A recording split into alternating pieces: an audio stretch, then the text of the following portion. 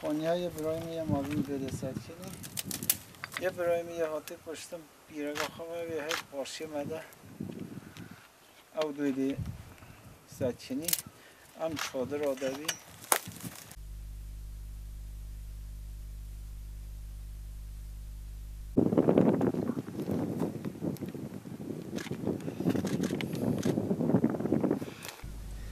Ailece biz buradan oturuyorduk. Biz daha babamız sadece biz 4 kardeşti. 4 kardeş de üçümüz buradan oturuyorduk. Biri şu karşımızdaki evden kalıyorduk. O yeni çobanlıktan gelmiş bir grup terörist tarafından başından Şemu Sakak Parmaksız Zeki, kod adı Parmaksız Zeki'ydi. Kendi ismi Şemu Sakak diye bir lider vardı. Buranın bölge komutanı, PKK'nın bölge komutanıydı. O gelip baskı düzenlenmiş. 12 nüfusumuzu aynı geceden 1987 tarihin İlül'ün 21'inden bugünkü gibi gelip ailemizi tamamıyla katletti. Babam, annem, eşim, yengem, çoluk çocuk demeden artık toplam 12 kişi büyük, içinden 2 tane hamile bayan vardı. Bir Narınç Güngör, bir Emine diye benim yengemdi. Bunları şehit ettiler. Her ikisi de hamileydi. Bunlar, bu PKK da bunu istiyor ki kimse, herkes millet onlardan korksun diye böyle büyük eylemler düzenlenmiş. Maalesef o günden bugüne biz terör mücadelesi yapıyoruz. Kendi akrabamızla birlikte. Hiç kimse bunlara dost olamamışız, olamayacağız. Şu karşımızdaki evi görüyorsunuz. Çadırımız burada kuruyorduk. Biz çadırdan kalıyor, daha evlere girmemiştik. Babam 80-90 yaşlarındayken artık bunlar babamı sağ olarak ateşi, döküman atıp da evimizi ateşe aldı. Babamı içeriye attılar ve o şekilde kapıyı kapatıp bu şekilde can verdik.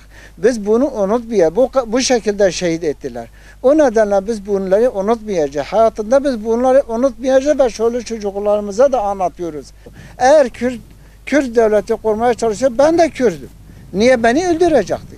Ben Kürtlerden biri. Bunlar Kürtlerin düşmanıdır. PKK terör örgütü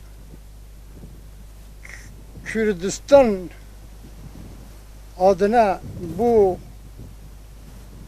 bütün halkı kullanıyor ama maalesef öyle değil.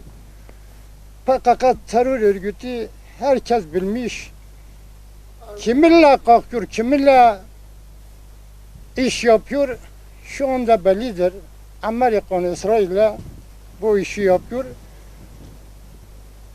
Bu PKK terör örgütü en büyük Kürtlerin düşmanın PKK terör örgütüdür. Yani bu PKK terör örgütü kafir de bu işi yapamaz, sadece de İsrail. Çünkü onlar da pis, yani Yahudi bu işi yapıyor, bir de PKK bu işi yapıyor. PKK'yı nahletiyoruz, PKK'yı kınıyoruz, PKK terör örgütü nahlet olsun. Yani kurucu, biz o zaman kurucuydu, sen bu işi yaptı. Sen bizi öldürdün, biz kurucu mudur? Yok. Yani millet korksun, millet bize teslim olsun hayatından. PKK terör örgütü bizi öldürsen kıyamete kadar gene bizi bitiremez. Biz büyük bir aileyiz. Biz PKK'dan korkmuyoruz. Biz şehitlerimiz, bütün şehitlerimizi unutmayalım.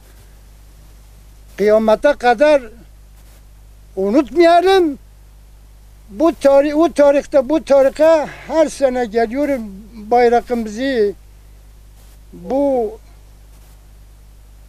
olayı yerine asıyoruz. Şehitlerimiz unutmamak için her sene buraya geliyoruz. Şimdi BDP diyoruz. Sırrı Sakık bilmem bu BDP milletvekili diyor Kürtlerin temsilcisiyiz. Madem ki bizim temsilcisi ne bizi öldürüyorsun? Tunceli'de tut, Hakkari'ye tut, Van'a tut. Sırrı Sakık'ın kardeşi bütün bu eylemlerin bu memleketi Güneydoğu Sırrı Sakık'ın kardeşi bu işi yapmış. PKK'nın tekrar PKK terör örgütünü nahletiyoruz, kınıyoruz. Her zaman teröre karşı mücadelemizi devam edelim. Kıyamete kadar, terör bitinceye kadar biz bu mücadeleyi devam edeceğiz. Teşekkür ederiz.